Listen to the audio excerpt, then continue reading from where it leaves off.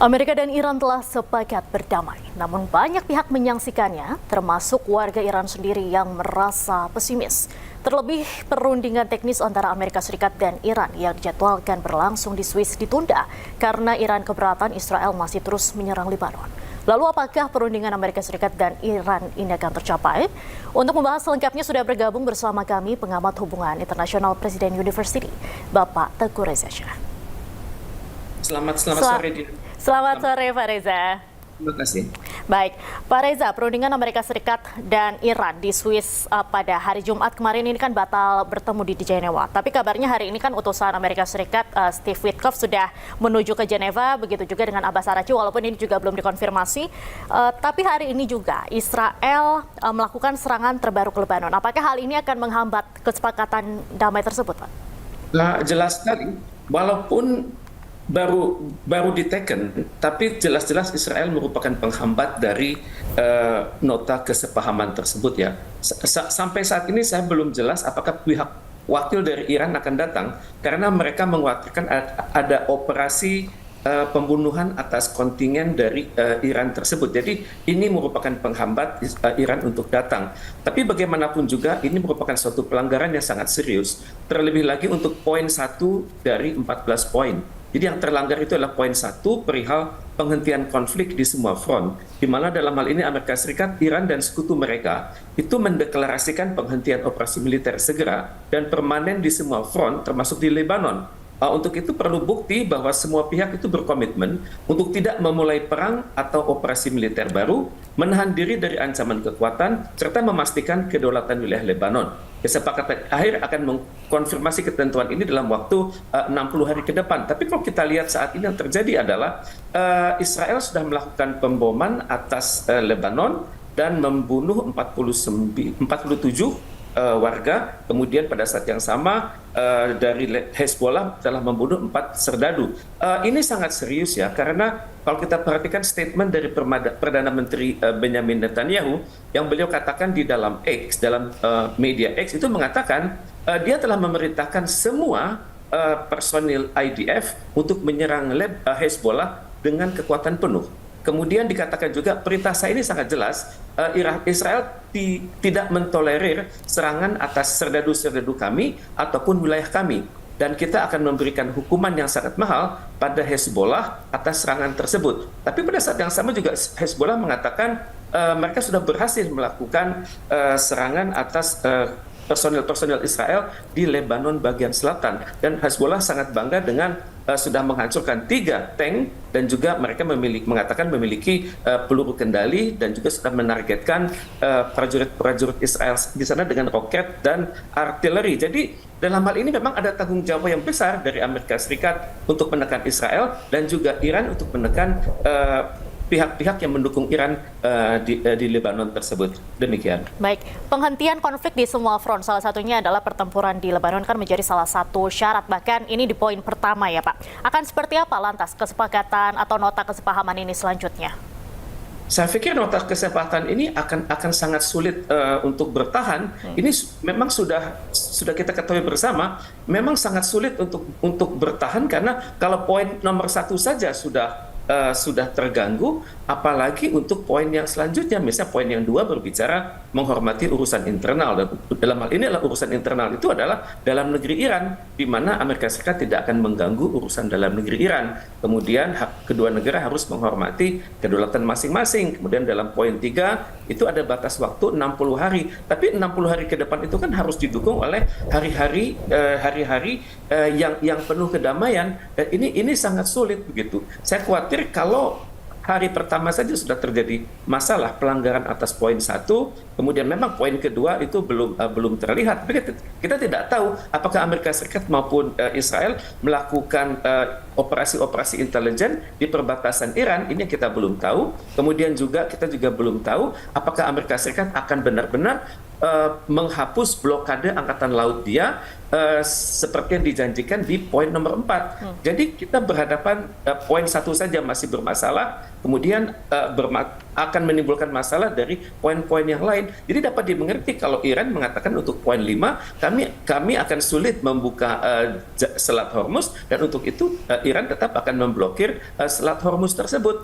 Jadi ini dapat dimengerti kalau pelanggaran dilakukan oleh Israel itu akan berdampak sangat besar, dan kedepannya akan sulit bagi Amerika Serikat dan Israel untuk berbicara poin ke-6 perihal dana rekonstruksi Iran, karena energi mereka sudah terfokus untuk bagaimana membereskan nomor 1. Kemudian juga tidak mustahil nanti poin yang nomor 7 akan terganggu karena masyarakat Amerika Serikat mengatakan bahwa Iran sedang lemah, dan untuk itu kita lakukan terus sanksi-sanksi ekonomi. Kemudian nanti masuk nomor 8, ada pula nomor 8 akan pula tekanan dari masyarakat di dalam negeri Amerika Serikat dan Israel, karena mereka menjelang pemilu sela untuk Amerika Serikat untuk mengatakan di mana mereka akan mempertanyakan terus items nomor 8, misalnya tentang komitmen nuklir dari Iran untuk tetap bertahan pada frekuensi damai. Jadi untuk itu kita perhatikan akan banyak masalah yang terjadi di poin 9 perihal status quo program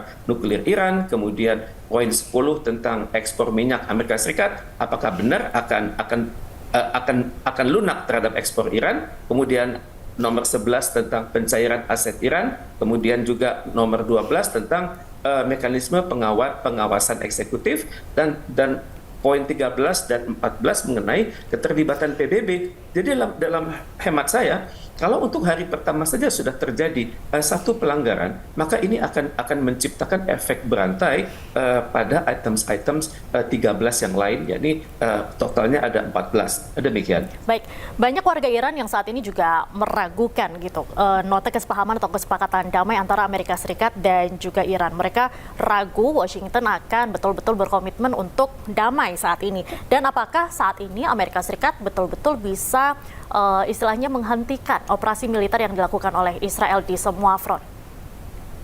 Memang secara militer ya, Amerika Serikat itu memiliki kapasitas yang besar untuk menekan Israel, terutama sekali di Lebanon ya.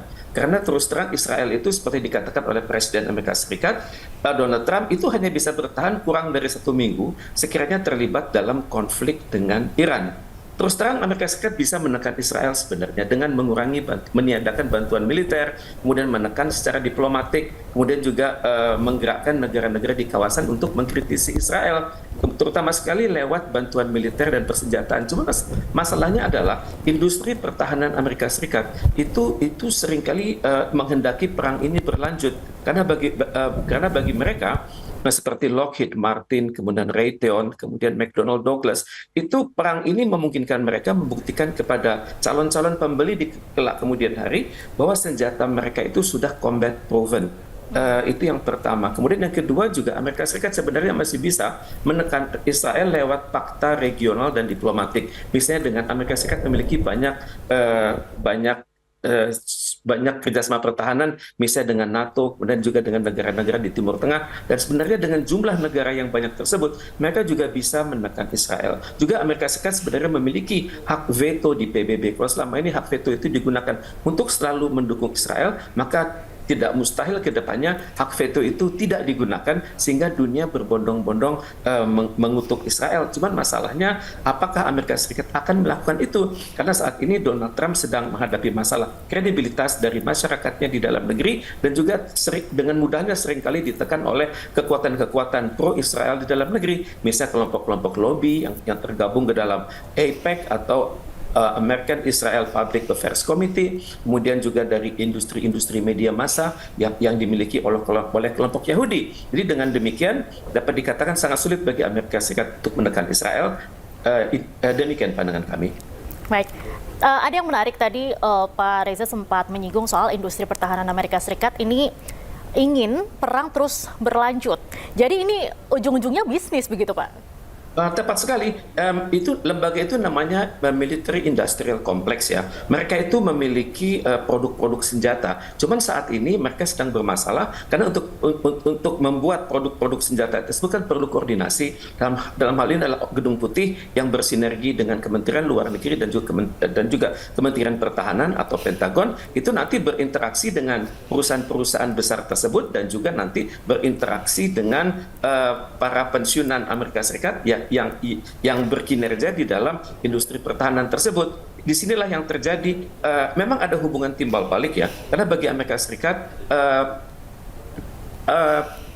industri pertahanan yang berkembang tersebut akan membayar pajak ya, pajak untuk perusahaan juga pajak untuk pribadi mereka yang bekerja di situ, juga menghidupkan wilayah-wilayah di mana industri pertahanan tersebut berada. Tapi sekarang masalahnya Kongres belum mengeluarkan anggaran sebesar 200 miliar US dollar yang diminta oleh Menteri Pertahanan Amerika Serikat. Jadi saat ini keadaan sedang tanggung, tapi tidak mustahil industri pertahanan tersebut akan menggenjot sendiri kinerja mereka lewat anggaran-anggaran yang dapat saja mereka peroleh dari kelompok-kelompok Yahudi internasional. Dan ini yang harus diwaspadai. Tapi kalau kita mengikuti kekhawatiran Presiden Amerika Serikat di sela-sela pertemuan G7 di Paris beberapa kemarin, itu dikatakan bahwa perang ini sudah sangat menguras energi Amerika Serikat, di mana energi mereka hanya bisa bertahan 14 hari ke depan ya. Jadi kalau misalnya Iran sekali lagi memblokir Hormuz, maka ini dampaknya akan sangat dahsyat bagi Amerika Serikat, dan bila ini terjadi maka kemungkinan besar Amerika Serikat dapat menekan Israel untuk benar-benar membatasi diri dan tidak menyerang kelompok-kelompok pro-Iran yakni Hamas, Houthi, dan Hezbollah. Baik, Demikian. ada satu statement yang menarik sekali dari Presiden Trump baru-baru ini. Ia menyampaikan Israel akan hancur lebur tanpa dukungannya. Apakah ini menunjukkan keretakan antara Amerika Serikat dan Israel, Pak? Sangat sulit menjawab pertanyaan ini ya, karena secara teori Amerika Serikat dan Israel itu adalah dua sisi dari mata uang. Mereka selalu bersama-sama. Kemudian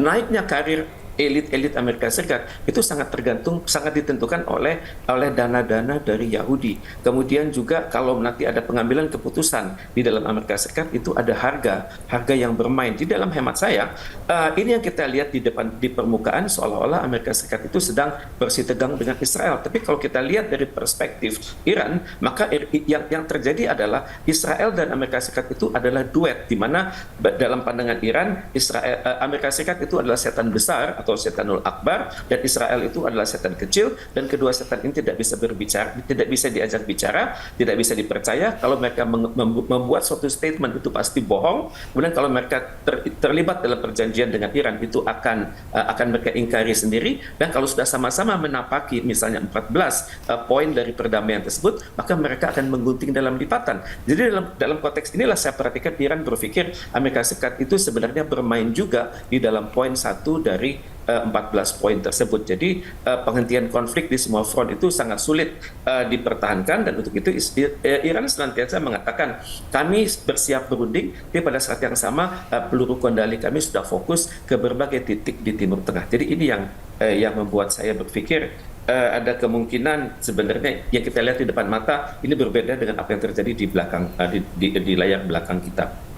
Demikian. Baik, kalau Bapak melihatnya, Amerika Serikat saat ini memang ingin betul-betul damai, ataukah ingin kesepakatan damai ini untuk menghimpun suara jelang election nanti?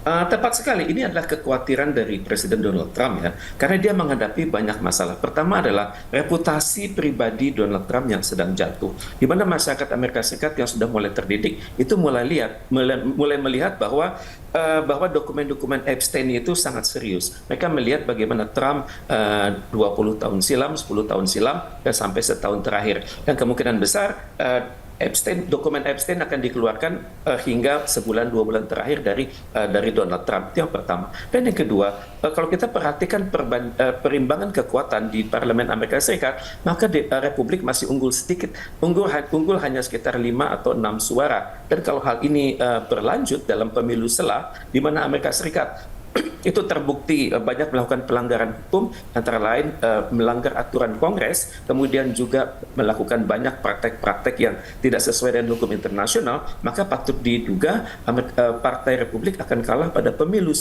pada minggu pertama bulan November mendatang. Nah, kalau hal ini terjadi, maka dampaknya adalah dalam waktu 1 bulan itu Presiden Donald Trump bisa dimakzulkan. Apalagi reputasi Donald Trump sudah tidak ramah di kalangan para mantan-mantan pejabat tinggi militer, misalnya mantan Kepala Staf Angkatan Darat, Staf Angkatan Laut, Kepala Staf Angkatan Udara, dan juga mantan Menteri Pertahanan, dan juga mantan Kepala Staf Gabungan. Itu yang sudah pensiun itu sikapnya sama. Anda, Donald Trump, sudah melanggar konstitusi. Kami lembaga yang sangat profesional, mengapa dipimpin oleh orang-orang yang tidak profesional seperti Anda dan Hexet? Kemudian juga hal ini juga berpengaruh pada negara-negara NATO, di mana mereka melihat bahwa kepemimpinan Amerika Serikat itu sangat goyah dan tidak bisa diandalkan. Inggris misalnya, mereka sangat kecewa dengan keputusan yang mereka buat di masa lalu, di mana mereka terlibat dalam aksi pemboman atas Afghanistan dan Irak, yang padahal sebenarnya Inggris memiliki referensi intelijen yang tidak kalah akurat, tapi Perdana Menteri saat itu Tony Blair entah mengapa sangat tunduk kepada Donald Trump. Jadi hal ini yang membuat Donald Trump harus berpikir serius, kalau bisa dari sekarang sampai 4 Juli, hari kemerdekaan Amerika Serikat, itu banyak prestasi. Itu yang pertama. Dan tahapan kedua adalah dari awal Juli sampai awal November. Ini adalah hari-hari kritis. Dan saya pikir 6 bulan ke depan itu tidak ada jaminan bahwa semua 14 poin ini akan terlaksana dengan baik. Tapi untuk itu kita sangat berharap ya ada peran serta dari dunia. Kita belum melihat peran dari organisasi konferensi Islam untuk mendamaikan suasana. Kita juga belum mendengar ide-ide dari organisasi Islam seperti Liga Arab. Kita juga belum mendengar dari organisasi kerjasama Selatan-Selatan. Yang kita dengar hari ini adalah hanya statement dari Sekretaris Jenderal PBB yang mendesak berbagai pihak itu untuk menahan diri dan ingat agar dampak ekonomi dan global itu sangat besar, dan Sekjen PBB masih berharap diplomasi. Maka untuk itu saya sangat berharap Indonesia untuk turun rembuk berkinerja dengan mitra-mitranya di ASEAN, di Organisasi Konferensi Islam, di Gerakan Non-Blok, di Liga Arab untuk merancang sebuah draft resolusi yang pada intinya mengingatkan dunia bahwa krisis ini berpotensi untuk penggunaan senjata nuklir oleh salah satu pihak, terutama sekali oleh Israel, yang sadar diri bahwa kemampuan dia untuk bertahan itu sangat lemah. Kalau Amerika Serikat saja sudah mengatakan kami dapat selama ini Israel sangat tergantung pada kami, betul, dan kami dapat melemahkan Israel, itu betul. Masalahnya adalah apakah Netanyahu berpikiran menahan diri atau tidak. Bisa saja Netanyahu menggunakan senjata nuklir yang dimilikinya di daerah Dimona. Jadi walaupun wilayah Dimona tersebut sudah dibombardir oleh Iran, tapi kita tidak tahu persis apakah instalasi nuklir tersebut hancur atau masih bertahan. Demikian. Baik. Soal pembahasan nuklir begitu, ini kan akan dibicarakan lagi setelah kesepakatan yang saat ini sedang berjalan sudah tercapai, baru akan diperpanjang 60 hari untuk tahap perundingan kedua. Salah satunya membahas soal nuklir. Dan selama ini juga pembahasan soal senjata nuklir atau pengayaan uraniumnya Iran. Ini kan menjadi salah satu topik yang sangat-sangat alot begitu antara Amerika Serikat dan juga Iran. Kedepannya kalau misalnya gagal lagi akan gimana, Pak? Memang nuklir itu sangat sensitif ya, karena bagi Iran ini adalah kedaulatan kami. Iran tidak mau nuklirnya itu diganggu-gugat, tidak mau dikendalikan kecuali oleh International Atomic Energy Agency. Dan untuk itu Iran akan menolak kalau dipaksa oleh Amerika Serikat. Karena selama ini Iran mengatakan nuklir yang kami gunakan sepenuhnya untuk tujuan damai, untuk tujuan industri, untuk tujuan kesehatan, untuk tujuan pendidikan. Dan Iran selama ini bisa membuktikan bahwa enriched uranium yang dia gunakan itu masih dalam batas aman. Cuman masalahnya bisakah aparatur dari International Atomic Energy Agency itu bersikap mandiri dari tekanan Amerika Serikat? Nah, kalau sudah terjadi, maka tidak mustahil IAEA akan menekan Iran. Cuman masalahnya untuk memindahkan nuklir itu kan persyaratannya sangat berat. Kita mendengar istilah misalnya nuclear blackmail atau ya nuklir blackmail. Kita mendengar istilah misalnya accidental detonation. Kita juga mendengar istilah bahwa kemungkinan besar kalau dipindahkan nuklir itu pindahnya kemana. Belum tentu kepindahan itu akan menyenangkan negara-negara di sekitar Iran